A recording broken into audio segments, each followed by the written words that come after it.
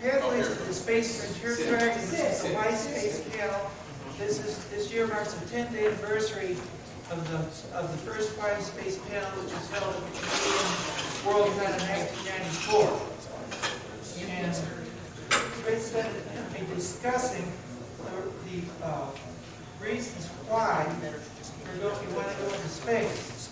So I think before we discuss the individual reasons, we want to discuss the difference between goals, purposes, objectives, and so forth.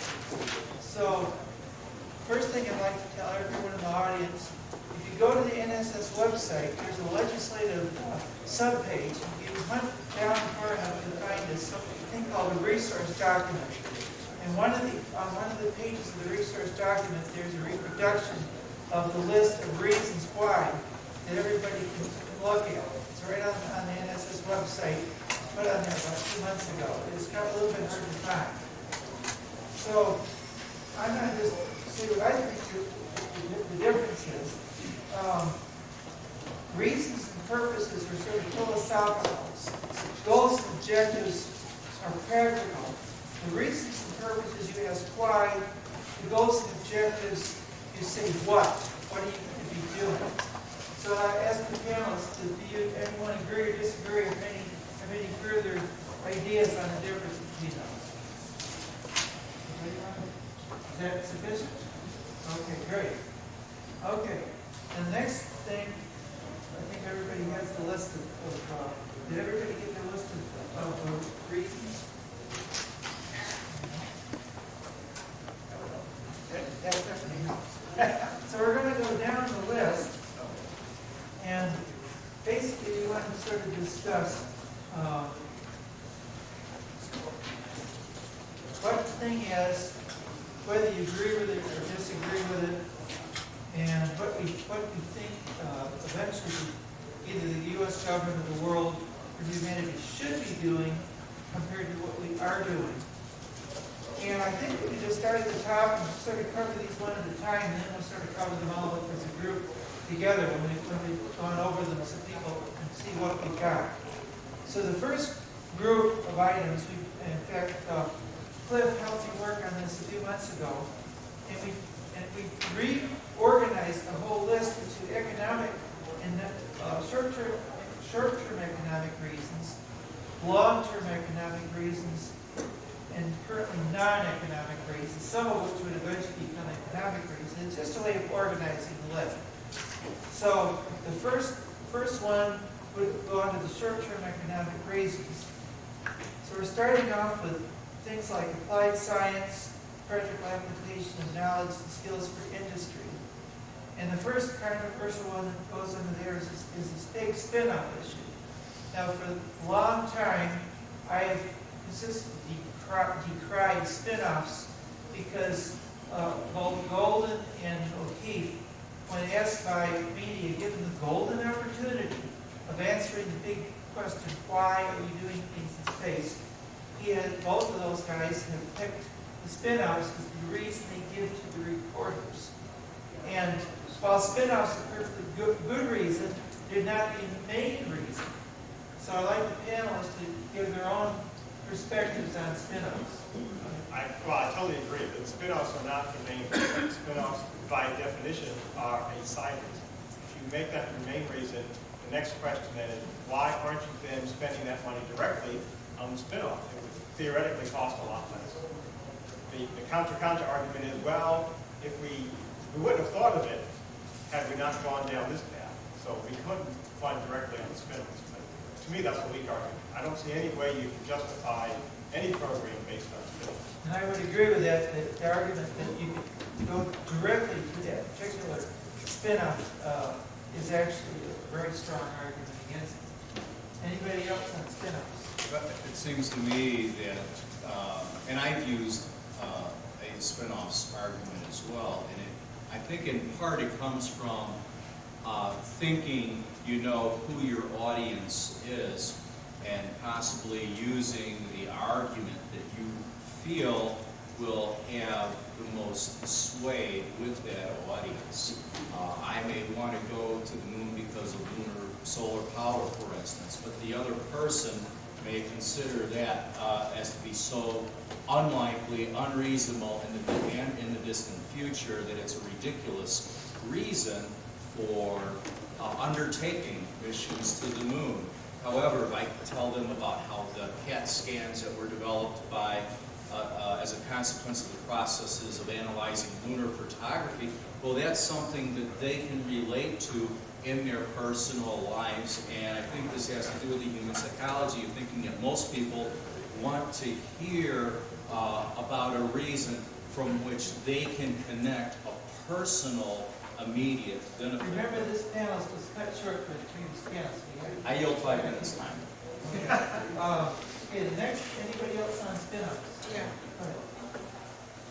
Go ahead. The spin-off argument is weak but true. You know, look, I met my wife by going to a book signing at a major independent bookstore. Okay, so that was a spin-off of going to that signing.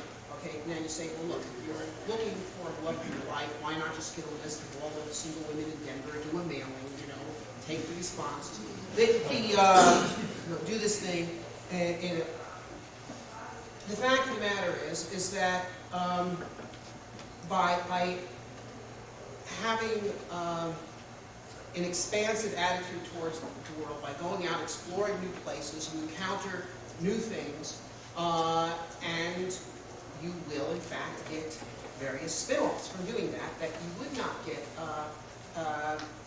And furthermore, by engaging in an expansive activity, that is, activities in new and unknown domains, you discover things that you weren't looking for. Focused research on already defined problems, yes, you can do that. But by engaging in new and challenging activities, you discover things that you didn't know you should have been looking for. That said, I think it's a weak argument because it is not an inspiring argument. Okay? It doesn't speak to the main reason why people would want to do something as difficult as go into space. Okay? Yeah, you think that fine. No, you know, as a short-term economic reason, both a stronger benefit and, in a certain sense, a more inspiring benefit is the tremendous generation of intellectual capital as the space program inspires youth to enter science and engineering, and all the benefits that occurs to society as a result of that. But I don't think you can ever carry the day with a spin-off argument. I think the spin-off argument is almost a placeholder for people who don't understand the reason why we go into space to have something to say which appears to be plausible and thus supplies a soundbite to the room. I would agree with Robert, Bob, that spin-offs is largely, a non-starter. We so desperately want the other person who's not as interested in space to be as interested as we are, and we're searching for that one thing that's going to grab, that can speak to them directly. When we talk about the grand plan that we see in terms of space, in terms of colonization, they can't identify with it in the same way. But so we look to spin-offs as a surrogate in some way. But the problem with spin-offs is that even if you can get a little bit of head nodding with respect to the satellite applications or frying pans or what have you, even if you can kind of get a little bit of this going, there's not any kind of true buy-in from that individual. So what we are looking for, I think, in the space movement, in terms of reaching out to individuals and really grabbing them and helping them to see this the way we are, if we are appealing to them on such a superficial level, as spin-offs actually quite literally represents, we're just not going to get them. Ultimately, we're going for that targeted group of individuals, which is a relatively small percent. It's not the mass population. We're going for that relatively targeted group of individuals who are already inclined to what we believe and the way we see the world, and we want to speak to them in a way that gets them interested and then gets them motivated. We can't do that with spin-offs. The only way we can do that is by talking about this vision in the broadest context possible, and then allowing them to come in. Spinoffs is really, for us, the space advocate. We like it because we think that other people are going to be drawn in by it. Before we go on, go ahead. Just in general terms, when basic science often makes spectacular leaps, when a person is asking Mother Nature a question, because there's a theory that directs the activity in a certain way, and you ask a certain question, and lo and behold, Mother Nature replies, and the answer is nothing that you would have thought of. And this is of the nature of a spin-off, and we will benefit from these spin-offs as we progress in applied science as well as pure science. But you'll recall that penicillin was discovered by a guy who wasn't thinking of penicillin. He was asking Mother Nature questions. He was in the right frame of mind, and lo and behold, out came this wonderful medicine. But we won't motivate people with spin-offs, but we'll benefit from it. Before we go on to the next item, I'd like each panelist to briefly identify themselves. Starting to the left. Steve Wolfe, Robert Zubrin. John Blackstone. Can money? That's pretty brief. That's what you want, because we've already lost about 10 minutes. Oh, Okay. Okay, so on the next item, I think we can basically cover the high-tech jobs fairly quickly. The big issue here is simply the fact that we're using, to a large degree, the current space program is sort of a political jobs pork barrel in some sense.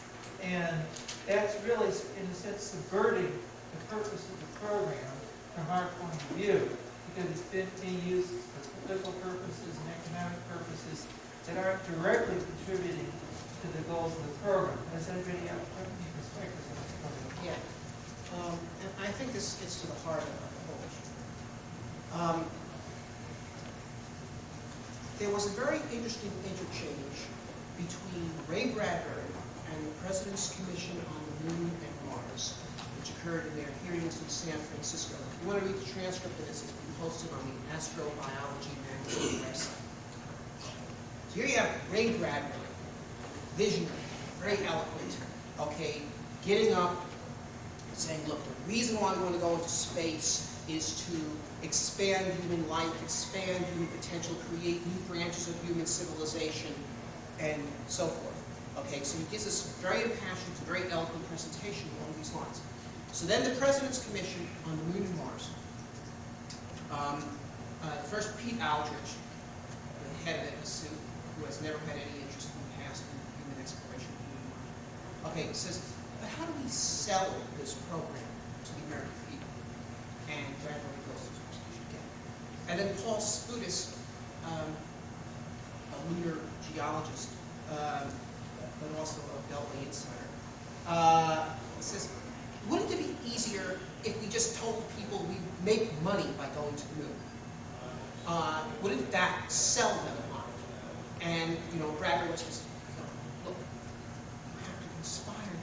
And you can't sell them. And when reading this, I was reminded of the sections of the Bible about Christ trying to chase the money changers out of the temple. And,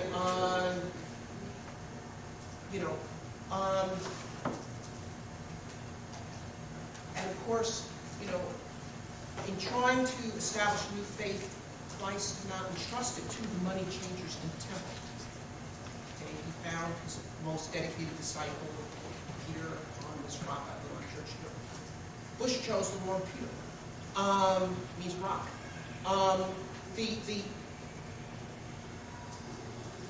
You cannot build a new faith on the money changing temple. You've got to build it on the substance of faith itself. The reason why people here think it is important that humans go into space is not because we're delighted by Teflon, or we think it's very important for Lockheed Martin Company to get more contracts, for the benefit of their stockholders. So that ultimately, really, the true reasons, the reason why people who do support space support it are all down here in category 3, and not in the realm of these other things, which are superficial reasons that are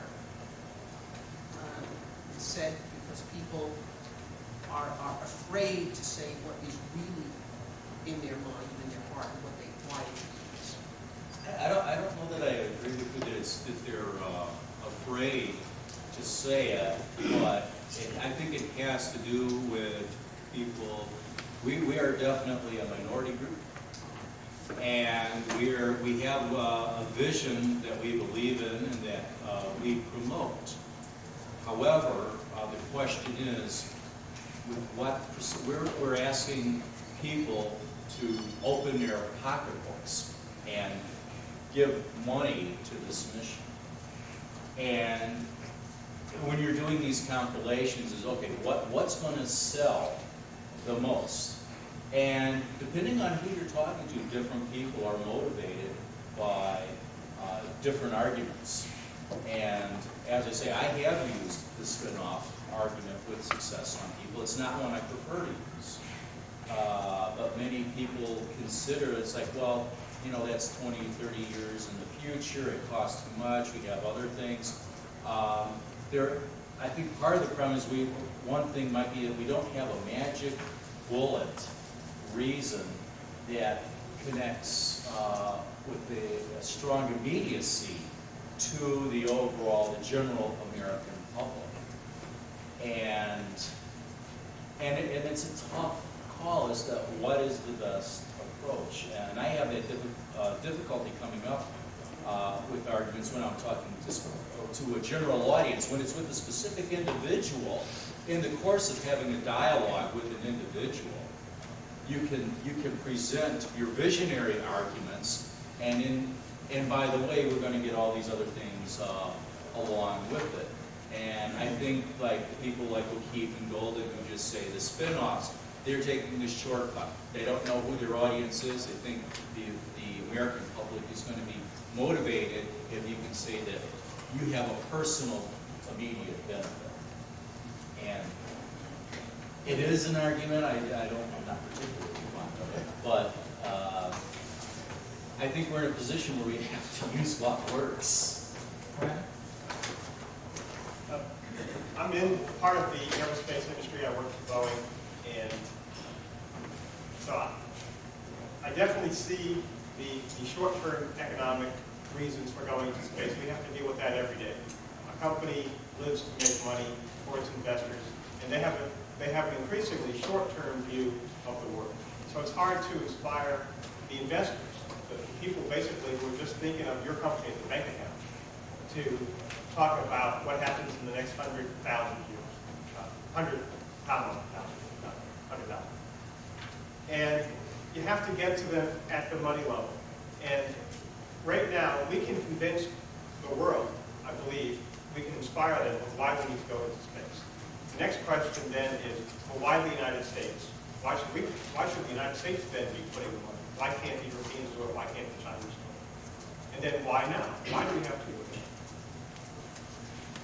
Back when we signed NAFTA, a lot of low-income jobs started going to other countries. We said, well, don't worry, we have high-tech jobs. Well, guess what? The high-tech jobs are leaving this country right now, too. In Boeing, we have software jobs that we're offloading to India. I have nothing against India. They're very bright people. They have just created their own LOX hydrogen engine, which means they're now getting closer on par to the United States in terms of capability. The last time we were inspired to do things in space purely from a nationalistic standpoint, when we were far behind, or we perceived we were far behind the Russians. Now we're ahead. I think we probably believe we're further ahead than we really are. The Ariane vehicles still have the majority, I believe, of our commercial launch business.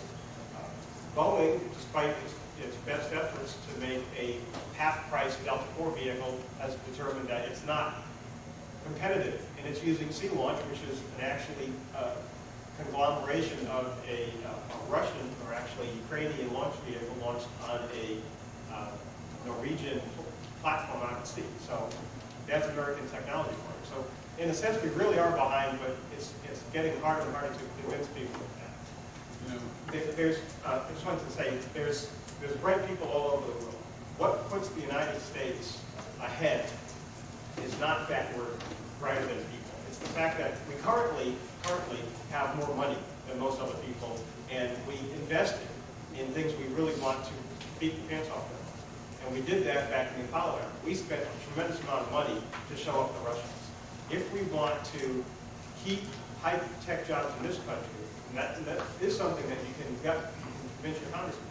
If you truly want to keep high-tech jobs in this country, not have them go elsewhere, then start investing in things that countries currently are not investing in. And that is space. Right now, we still have the chance of, by investing in space, creating a new high-tech technology that can compete with our countries. yeah, the way, you know, in line with a lot of the comments that have been made, you know, I think that there are two reasons why anybody, especially anybody who gets passionate about space development. In one way, which has actually a mass impact, is what we call putting a gun to your head type of reason for going into space. And that occurred, the last time that occurred, the only time that occurred, was during the Cold War, right? The Russians were coming.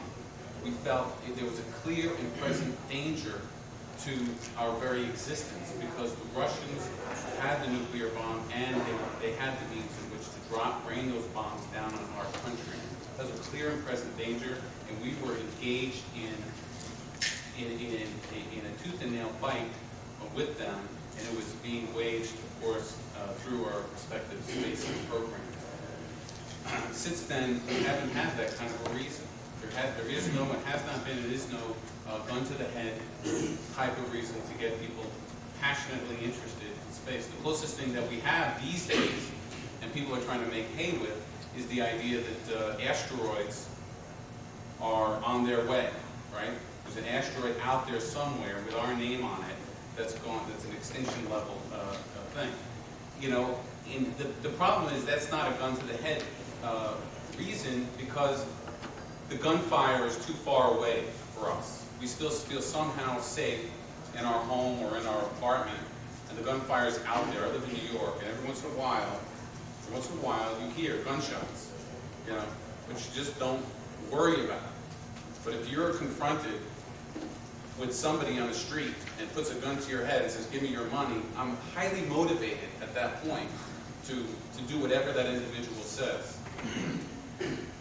The other reason why people get motivated for space is what Bob brought up and we've been talking about here, is I'm talking in terms of passion. In terms of passion, it is those people who get or understand the full suite of space development as it relates to the ongoing evolution of humankind, or of this planet.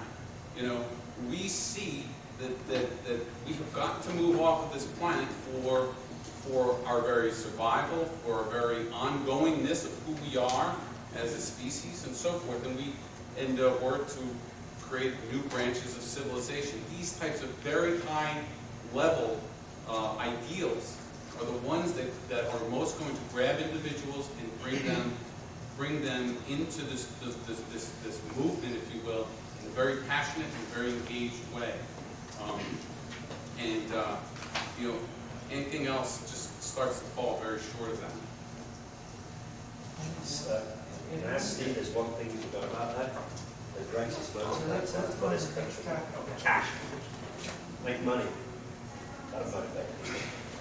Okay, we're going to the next major topic, which is the long-term economic reason. Now, for the audience, I'll just really briefly list what some of these are. It's basically space development category. use of space sites, materials, and energy for Earth and mankind's benefit, which includes use of orbital positions for communications, use of non-terrestrial materials and resources like moon rocks, asteroidal materials to produce useful products like rare earths like iridium, platinum, use of solar and gravitational energy, construction of infrastructure in space like bases, depots, refuges, and use of conditions in the space environment like microgravity, hard vacuum, and so forth by industry. So I want to kind of discuss what they think about the importance of these long-term economic reasons. Let's start with this. This right now is this number 2 is essentially what we need to do to convince companies like Boeing, Lockheed, and Siemens, companies with theoretically the big bucks in putting them into airplanes, put them into space. The short-term ones are more congressional reasons, low high-tech. The long-term ones, long-term for a company right now is 5 to 10 years. But I think that's what we're talking about for the most part here, is in that span, maybe most 20 years. And that's what's going to motivate a company. If they think they're going to get big money back, and right now they don't. I beat on my manager every day. I try to inspire him, and a lot of times his eyes glaze over. But he goes to the vice president of Space Systems at Boeing, and he's getting those kind of questions. Why? How do we make money in space? And the business, as they call it. And these are valid reasons, but what's missing on this page are the dollar signs. And how much money does it take to build this? How much money can you get back? How soon? Those are the things that we need to do. I don't have the answer. I agree with a lot of these things. And the hard part is to convert it into a business case that will actually get people to invest their own money. Anybody else on economic? Well, since I'm simply because they're almost pie in the sky. They are rather remote. They don't think they'll do it for us. What was that movie where the guy says greed is good? Who was that? I'd like to. Pardon me? Wall Street, yeah. Well, I would like to turn that, maybe rephrase that to say that growth is good, because it's been the growth of, let's say, human knowledge, growth of acquisition of resources, growth in terms of the range of products that are available to us, that has led to the continual improvement in the quality of life for the human species. And all good capitalists are always looking for new markets and new ways in which to grow. And it seems to me that in terms of long-term economic reasons, that is a natural progression of the direction that the human species has been going in since day one. And I would suggest that there are going to be many more long-term economic reasons that we can't even begin to imagine what those might be today, because growth leads you into entirely new arenas of endeavor. And we cannot envision that, but I think it's pretty certain that if we stop growing, we're doomed. All right. Within, these things, okay, geosynchronous communications satellites, reconnaissance satellites, navigation satellites, weapons targeting satellites. These are all utilitarian purposes of geocentric space, and they're all well established, and they speak for themselves, and they require no space academics to speak for them. And they will be funded because they're useful, but they do not lead to the creation of a spacefaring civilization. They simply lead to higher telephone poles. That's what they lead to. They're not what this is about. Okay, with respect to these other ones, these are not funded because they're not sound from a business point of view. And they won't be funded no matter how much you argue them with anyone who has a competent notion of the proper uses of money to make money, because they can always find holes in your business plan and find other ways to make money that are much less problematic than these. And so, you know, you can try to advance these things, but you know, there's a reason why solar power satellites have never been funded by Wall Street. Okay, and that is because the cost of electricity produced by solar power satellite would be at least 10,000 times as costly as any way to produce electricity on the surface of the Earth. And, you know, so it's ridiculous.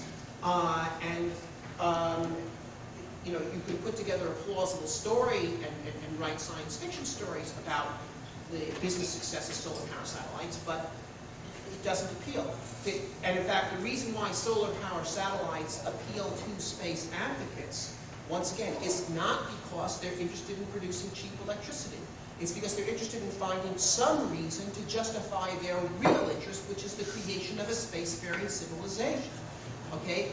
So, in other words, what you have to do is you ask yourself, why do you support space? It's not to get cheap electricity. It does not, cheap electricity does not motivate anyone here, okay, to support space. You are not supporting space because you're concerned about your electric bill. You're supporting space, okay, because you have a desire to see a positive human future. It's about the shape of the future, okay? It's about what the human future is going to be. And it is clear to people who grasp onto this, the idea of humanity expanding to space, settling new planets, creating new societies with new possibilities for diverse customs, civilizations, literatures, languages. This is an open future. This is the future we want to see.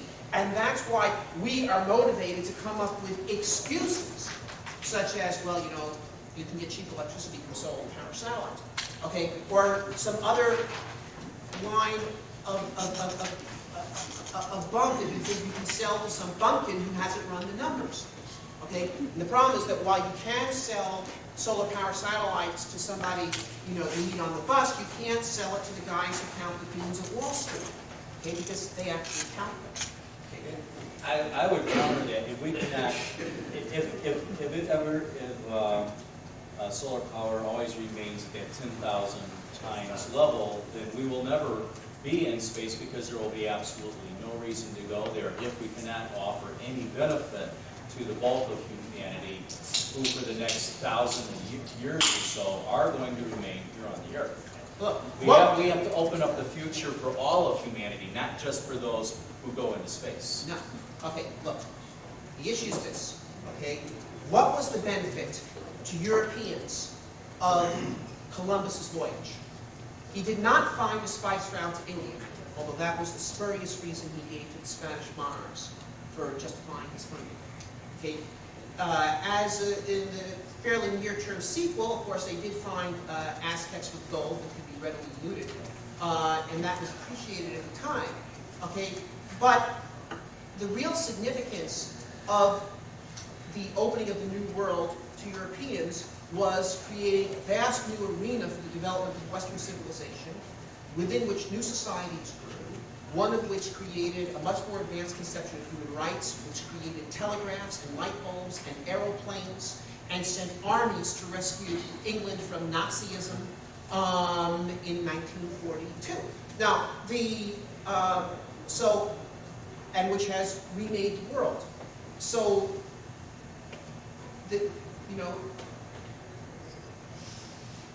this is what the real benefit of space is going to be to humanity. Okay, it's not going to be gold from Virginia, okay, which English went to Virginia to find. They didn't find it, okay, but they did create a new branch of society, which ultimately was a tremendous engine for human progress. And the establishment of new branches of human society in space will create multiple new powerful engines for human progress. That is the real benefit. That is why it is, in fact, important for humans to go into space. So that is what should be said. We have to agree with that. But when when we get to that point, when we actually are willing to sit down, with the right individuals are willing to sit down and seriously discuss how are we actually going to create the first human colony in space, when that dialogue actually occurs in a very, very serious manner with the people who actually can bring that into being. When that discussion occurs, it certainly hasn't occurred yet, and we have no idea when that's going to occur. When that discussion occurs, there's going to have to be an economic component to that. It's not the driver, it's not the reason why we're doing it, it's not the end all, it's not the be all and the end all and so forth, but there will have to be an economic component. There will have to be, as even a pay-as-you-go type of structure put in place as we begin to creating the framework and putting the pieces in place. It may not be solar power satellites, it may not be this or that, but there will have to be that kind of component, and we can't completely discredit and ignore the economics, the dollar figures to this whole thing. Okay, I think we need to move on to get a little short of time. I'd like to discuss the next three items under the currently non-economic reasons, and those are, as a group, those are the basic human drive to explore, adventure, and acquisition of fundamental knowledge, which is basically pure science. And so they're sort of related because it's not the same as colonization or immigration or settlement. And it's basically it's like inquisitiveness. And the drive to explore can be both vicarious, as when we're watching the pictures of Mars coming down, or direct, as Buzz Aldrin walking on the moon. So I'd like to address those three items. Our motivator, I believe, at a gut level, is that space is interesting, space is fun. That's what brought people in the early days. NASA, for some reason, seems to love to dwell on the problems of space. They love to talk about the problems of weightlessness. Well, guess what? They introduced that. We could have been spinning things a long time ago. Weightlessness is not an aspect of space. It's an aspect of being in orbit. And NASA seems to love to dwell on spending billions of dollars on trying to adapt the human body to a condition that it's not adapted for. It's not adapted for swimming around without gravity. All life on this planet, in some way, has mechanisms that adjust to gravity. And it's why most astronauts get sick. It's not a natural environment for us. The radiation is another aspect. It's a real aspect. There are ways to shield around it. Right now, because of the high price of launch, we wrap our spacecraft effectively in tinfoil. We're our own worst enemy. We've created these conditions that make spaceflight a lot more dangerous than it needs to be, and we're frightening people. I think we've got a whole new generation of people who are turned off because they perceive it as inherently dangerous. And I don't think that inherent danger was there in the 70s when a lot of us came on board, when it was projected more as this is the next frontier for humanity. This is fun. You'll be able to go into space. All those factors have been taken away from us, and I'm pretty ticked off about it. We need to bring that back. I think we can, because of, thanks to suborbital tourism, there's a real potential chance now for getting personal space. It's a new word we're coining. And it's even finally, I think we've been beating on these bigger companies for a long time. We're actually finally getting the attention of the bigger companies. They will probably be silent partners for a while because the small companies can take the risk, but the big companies have the backing. They've got the essentially accident investigation, so they can correct problems a lot quicker than the small companies. And I think we're very clearly on the threshold of getting suborbital tourism in the next year or two, and that will waken people up to the fact that we're going up. And once we go up, we can only go out. Yeah. Well, I'm a big believer in exploration and investigation and adventure, it's part of us, it's innate. Our babies, even before they can crawl, start to investigate, explore, and once they learn to crawl, they become mobile investigating machines. And this is an important part of us, and it's an important part of our motivation. I think it'll be a good point for us to win support for what we're doing, and for something like the Mars mission, it'll be part of our program. Yes. Bob? I think these reasons, while not the best reasons, which I've already alluded to, are reasons that have a certain amount of power. Because what you're really getting at here, basically in the drivers for venture, is a notion of social values, of a society committed to the pioneer spirit. In other words, there are a certain number of people who support the space program because it reflects an ethos that they would like to see maintained in our society, which they see as fundamental to that which has built our society, which is people willing to take risks, to go somewhere, to dare the unknown, that these are the kind of values we need to celebrate. These are the kinds of people we need to be. And therefore, the space program is about us, about who we are. Okay? And that is an argument that has a certain amount of power.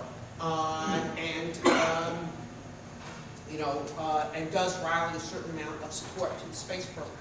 So I would support that. I would agree with what's said. Okay.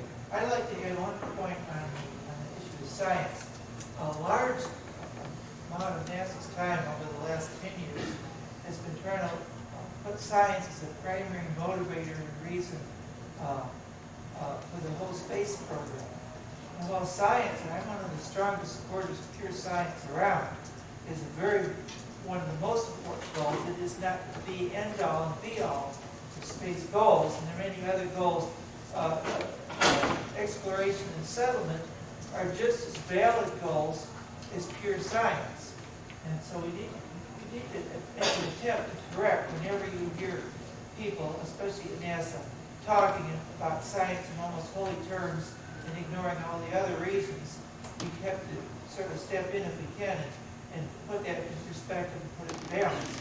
Okay. I don't know that that's necessarily true, because you have to look at it from the aspect that NASA is a government taxpayer-funded agency and has been given a mission, and the people that they're only partially responsible to the American voter. The people they really have to keep satisfied are the ones who write their budget, and they're probably saying what they believe will keep most happy those who are going to determine whether or not next year they have a job. Okay, well, actually, and while we move on to the next topic, we should point out that for a while, I think it was about 1988, there was an actual law that said one of NASA's purposes was to establish self-sufficient human settlements beyond the Earth, and I think it's no longer part of the law, or at least part of NASA's charter. That was asked, yes. Yeah, I understand. but it was that there was for a while it was actually in effect that the Congress. Well, actually, if I recall correctly, the law was to report on what, based on types of technological progress you have made in the arena of facilitating the eventual human colonization. Which gave it legitimacy. Yes. It's important. Okay, so very quickly, let's for the audience, and we're going to group under the next two big reasons: settlement, personal immigration, colonization, and human survival. We're also going to group biological reasons. We're going to sort of consider those as one group or one topic. So it's cases 8 and 9. Okay. 10 is actually more closely related to adventure, so forth. So let me quickly list this. A is the end of all our eggs in one basket syndrome, everybody on the Earth. B, expansion of the human species off the planet, growth in new habitats. C is greater diversity, number of places and type of people to live. D is increase in social diversity and refuges for minority groups and immigration personal reasons. E is eventual creation of a free space spring civilization, which is one of our big goals for the MSS. And under biological reasons, quantitative related, are genome repository background for all Earth species, spread the biosphere beyond the Earth, to Mars, etc., terraforming, protect the Earth's own environment from global warming, asteroid impacts, and so forth, provide safe locations to test nanotechnology and other potentially hazardous biological tools, and finally, to increase biological diversity as organisms that adapt and evolve to survive on other planets. So let's address those issues. I'll start at the other end. This grouping here kind of tells the whole story. I mean, these are all elements of one big important story about where we're heading and what colonization of space is really all about. How we respond to these things, how we respond to the notion of space colonization however, is an individual. There is an individual quality to it. And if we look down this list, we may see one or two of these things that we feel that we more identify with than some of the other aspects of this. And actually, I hope that everyone sticks around for my presentation where I get into some of this type of information in terms of the core motivators that are driving us in particular roles that each one of us plays in this whole mission, this whole enterprise that we're engaged in. That indeed each one of us has a particular aspect to play, and it's really up to each of us to find that particular role that we have in this biggest picture possible.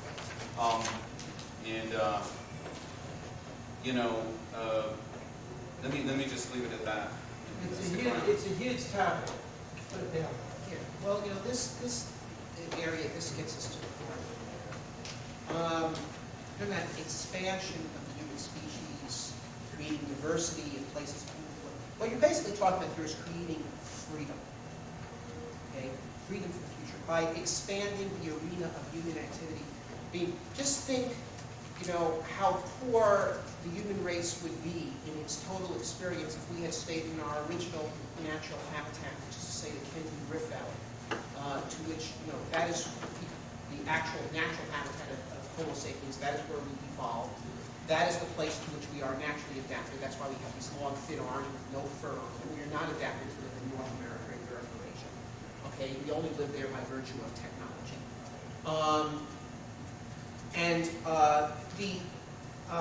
So it is by going into space and creating multiple new branches of human civilization that can create vast new opportunities for humanity to develop in multiple ways. So you're talking about freedom. You're talking about the opportunity for people in the future to be the makers of their own worlds instead of simply the inhabitants of those that have already been made.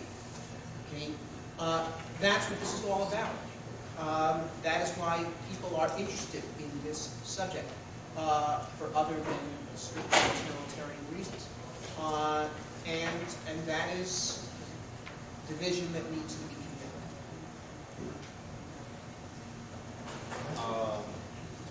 This ties back in with the growth and expansion of humanity into new environments, which opens up all new types of opportunities for us.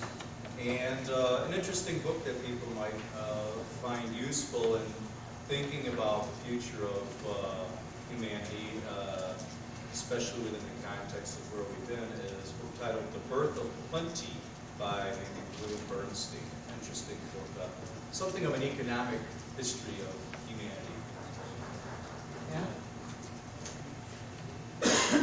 Well, this is where I find most of my motivation for promoting the creation of colonies that are independent of planet Earth. And to my mind, creating these colonies is supported by the insurance principle, which is perhaps the most important one, but one that is often missed in that, harping on it last night in the after dinner time, and that is that it's better than what we're doing now.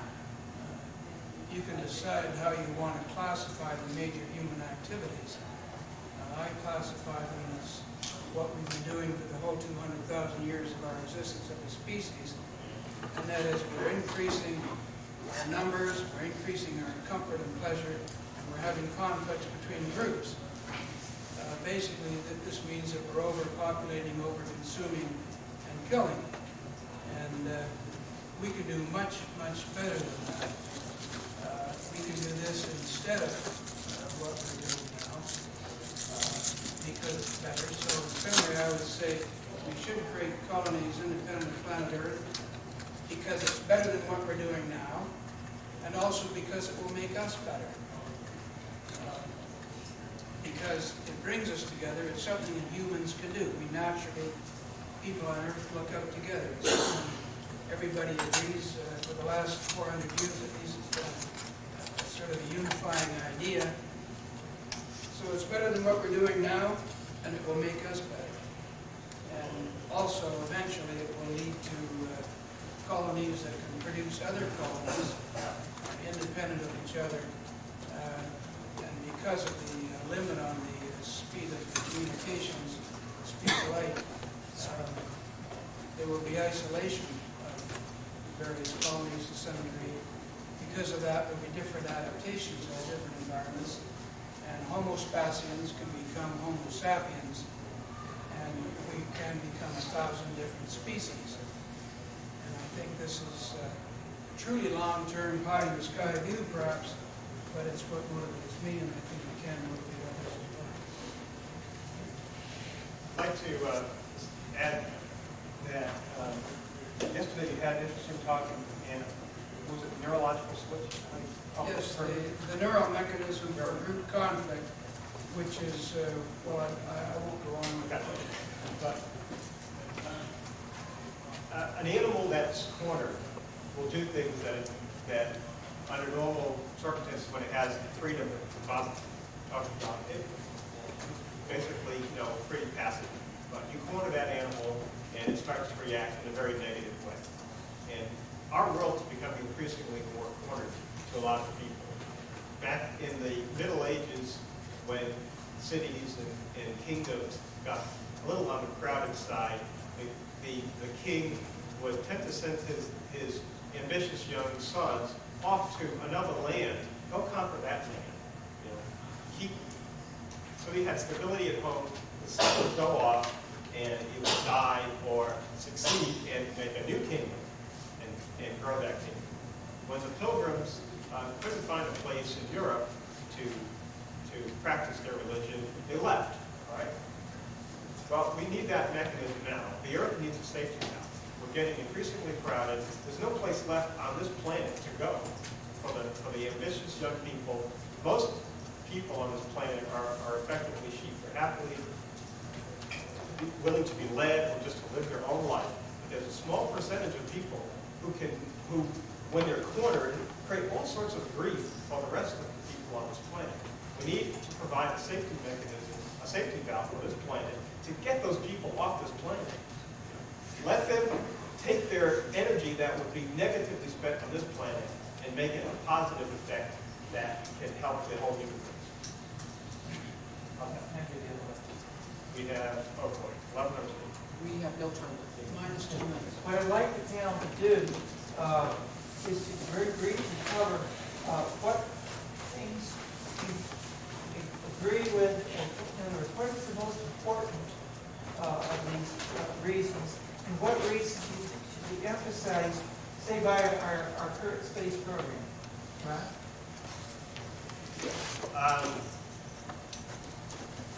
It's the underlying rationale for the program. Well, I know what motivates me. I want to go. I've wanted to go since one of my career. I grew up probably just at the right time in the space age. It was exciting. It was fun. I grew up in a welfare family. It was a way for me to see there was much better living potential.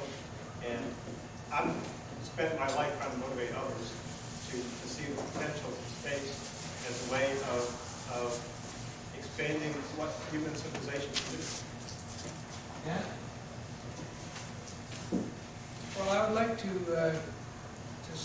undertake a contract with an advertising agency to come up with how we could properly motivate people. I think we know what our motivation is, but maybe we should consult professionals on how to motivate more people to get better congressional support. But my own personal motivation, as I've said, is that I would like to see colonies independent of planet Earth for the reasons of insurance and also because it will make us better.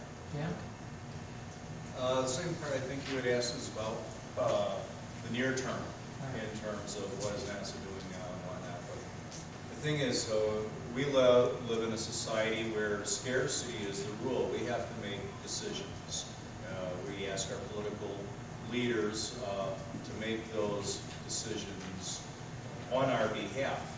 And they have to choose from all the alternative ways in which they're asked to direct resources. They have to identify which is the best possible use of those resources. And for that reason, we do need to emphasize the fact that we have the near-term benefits, which hold the potential, though, to lead to exponentially larger long-term benefits than that of any competing request as to what we should be working on doing today. Well, I've said what my reason is. It has to do with the vision of the future. It's about transforming humanity into a spacefaring species with an open future in front of it. That is the vision that motivates me, and I believe that is the vision that motivates most of us here.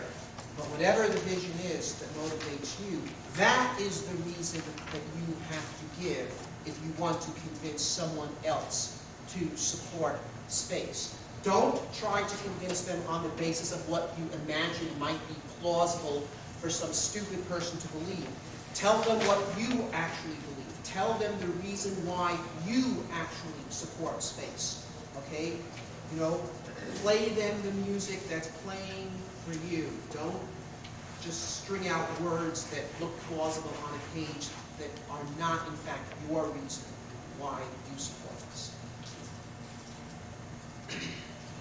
One of the reasons why Gerard K. O'Neill's ideas really caught fire in the hearts and minds of many, many, many people over a quarter century ago is because he was the first one who did the numbers on colonization, and he presented to the world, to all of us, and many of us, the older guys in the room here, really caught fire with this idea because he presented what was a plausible, he showed us that there was a way to actually accomplish this. And he crunched the numbers, he gave us figures in a way that we could really embrace, and that's what I think I would call the latent spacers out there, the people that are interested in space that haven't come into the fold yet, are really want. If we can lay out a scenario for them, lay out the numbers for them in a way that is compelling and plausible, that will bring them into the fold. And with that, we have to give Bob, of course, a lot of credit for that. His Mars Direct scenario and so forth is probably the closest thing that we've had since the O'Neill model. But I think that even that, as awesome as that is, we need to take that and build on that even further. So it's developing crunching the numbers, presenting it a plausible scenario that to show how this can actually occur in the real world, and then of course there is taking that out there in a way that people don't have direct contact with that message, so. Well, I thank the panel for a very good discussion, and I would like the audience to feel free to stay for the next presentation, which is Steve Wolfe's presentation, Space Settlement, The Journey Inward, which will start in just a couple